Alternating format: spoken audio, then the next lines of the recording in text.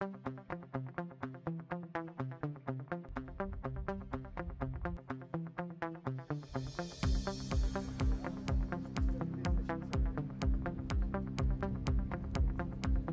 atliekam 4 regionuose, 120 žmonių.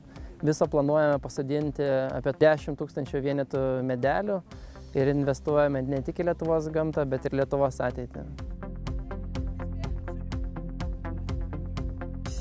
Kiekvieną pavasarį balandžio mėnesį prasideda miškasodis. Sodinimui yra naudojamas įrankis sodiklis, kuris specialiai skirtas miškui želdinti. Padarius duobę, įstatomas medelis iki šaknies kaklelio, sakykime, iki čia, kur baigėsi šaknis ir truputį aukščiau. Ir labai gerai reikia prispausti įdėjus sodinamąją medžiagą, apmydžiot, kad nebūtų oro tarpų, tada medžio šaknis kontaktuoja su dirvožemiu ir lengviau prigyja.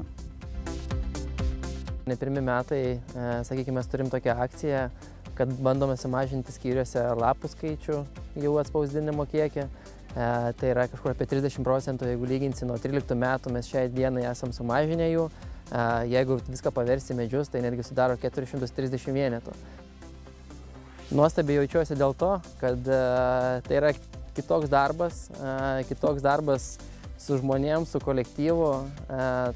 Bendraujam darbe kasdieną, bet turime kitokią aplinką, kur galim ne tik pabendrauti, bet ir kažką nuveikti prasmingo.